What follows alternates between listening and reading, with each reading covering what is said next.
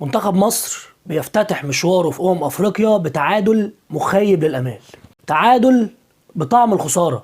المكسب الوحيد اللي احنا طلعنا بيه من الماتش ده النقطة اللي خدناها، واحنا فعلا كلنا أكيد جالنا نقطة.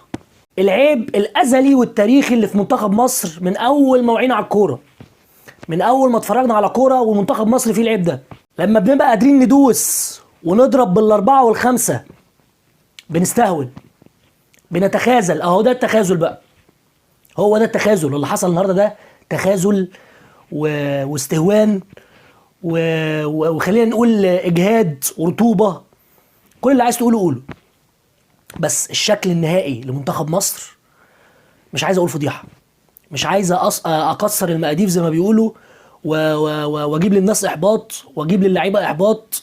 ومتهيألي الاحساس ده جوانا كلنا، جوا الناس اللي بتحب منتخب مصر. بس المنظر النهارده كان منظر مغزي بصراحه. ربنا كرمنا بجون اول 3 دقايق النهارده، ولا احلى ولا اجمل من مصطفى محمد، اللي بالمناسبه الشمعه المضيئه اللي كانت موجوده في المنتخب النهارده هو مصطفى محمد الوحيد. ربنا كرمك بجون في اول الماتش تخض اي حد، اي حد يجي فيه، اي فرقه يجي فيها جون في اول 3 دقايق لازم تتخض.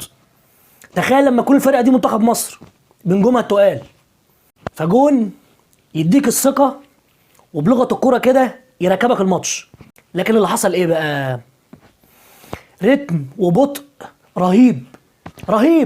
الراجل على الورق لعب ب4-3-3، لكن في الملعب لا، ما كانتش دي الخطه. الراجل كان بيلعب 4-4-2 صريحه. النني وحمدي في النص، وعلى اليمين زيزو قدام محمد هاني، وعلى الشمال تريزيجيه قدام محمد حمدي، وقدام مصطفى محمد. ومحمد صلاح كان بينزل وكان لاعب حر او مهاجم وهمي اللي هو نمرة 9.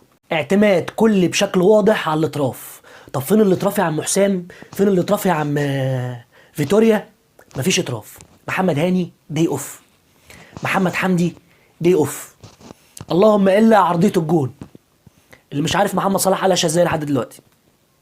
ده في كوره يا مؤمن كانت رايحه من على شمال من ناحيه محمد حمدي، وكان طالع 4 لعيبه من منتخب مصر سابقين وداخلين منطقه الجزاء. محمد حمدي لعبها تقريبا في ايد الجون او المدافع طلعها كورنر. فاطراف الاثنين ما جوش. ومستغرب لحد دلوقتي ازاي محمد حمدي كمل الماتش للاخر، ازاي النني كمل لحد 70 دقيقه ولا 75 دقيقه. النني كان ساق قوي يا جماعه، قوي. يعني حمدي كان بيخبط ويروح ويجي، بينفذ مهام لاعب 6 بيقطع كور. لكن النني اداء كارثي خصوصا على المستوى الهجومي، لان المستوى الدفاعي كان كله كارثه.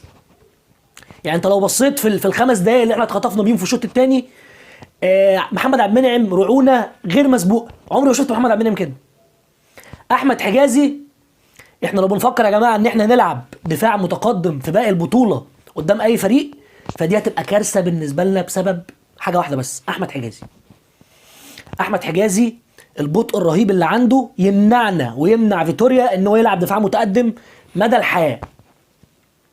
الكرة يا احمد يا حجازي في رجلك، عبد المنعم سابها برعونه، بس الكرة سبرنتين خطوه تجيبها. بطء جدا، بطيء جدا. وطبعا محمد شناوي لا يسأل عن الجون، لا يسأل عن الجونين. ومش هتكلم ان في الجون الاولاني الكرة دي يا جماعه اتكررت فينا في اخر 5-6 سنين بشكل غير طبيعي. لو تفتكروا معايا جون الكونغو في الماتش الفاصل المؤهل لكاس العالم، هدف التعادل اللي كان في الدقيقه 87 تقريبا او 86، نفس الكوره بنفس الشكل، بس الفرق ان دي كانت القريبه بتاعت النهارده والثانيه كانت على البعيده، والاثنين زغرطوا في الشبكه. ما كانش فيه اي محاوله من منتخبنا انه يضغط ضغط عالي يغلط اللعيبه دي، يبقى اجريسيف اكتر على المدافعين.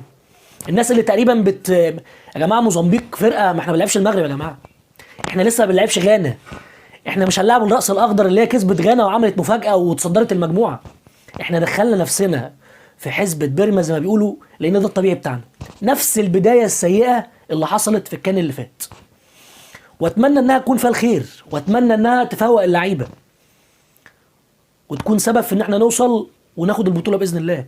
يعاب على فيتوريا النهارده انه ما عدلش الاوتار بدري، انه ما قراش الجيم صح، انه ما شافش ان احنا بسهوله جدا كنا نقدر نخترق بالعمق. وشفنا تريزيجيه لما راح مع مصطفى محمد بواحده وجت في العارضه، وشفنا صلاح وهو بيوصل مصطفى محمد ووداه انفراد صريح من العمق، وكان يقدر مصطفى محمد ينهي الماتش. كان في اعتماد على الاطراف اتقفلت. الاطراف عندنا محمد هاني ومحمد حمدي كانوا في داي اوف قاطعين. كان لازم فيتوريا يتدخل ويعدل، كان لازم فيتوريا يقرا الجيم كويس، كان لازم مروان عطيه يبدا الشوط الثاني. مروان عطيه لعيب كوره بيقدر يلعب السهل وبيقدر يلعب في العمق. احنا عايزين العمق يا جماعه، احنا عايزين نجرب الناس الثلاثه المهاجمين اللي عندنا دول، عايزين نحركهم، عايزين نلعب صلاح، عايزين نلعب تريزيجيه، عايزين نلعب مصطفى محمد. ما لعبوش. اعتمادنا كله حتى بعد التغييرات في الشوط الثاني كان كل الاعتماد على الكور العاليه، اللي بالمناسبه عملنا 3 مليون كره عرضيه، مفيش كوره واحده ضربه راس واحده اتلعبت. حتى بعد نزول كوكا اللي نازل عشان نفس الوظيفه مفيش. اتمنى نستعد صح ونتاهل نفسيا صح قبل ماتش غانا. وبقول نفسيا ليه؟ عشان حاله الرعونه اللي شفناها النهارده عند المنتخب، الغيره والحميه اللي بنشوفها دايما عند منتخب مصر واللي منتخب مصر بيتميز بيها، ما كانتش موجوده النهارده خالص. كنت تقدر النهارده تدوس بعد الجون الاولاني وتسجل 2 و3 و4 وتستعرض عضلاتك، لكن ده ما حصلش للاسف الشديد، ما حصلش. خلينا ندعم اللعيبه وخلينا نقف وراهم للنهايه. منتخب مصر عنده بالفعل يا جماعه مجموعه مميزه من اللعيبه قادره انها توصل لابعد نقطه في البطوله. قدامنا غانا، قدامنا الراس الاخضر. بالتوفيق باذن الله في اللي جاي.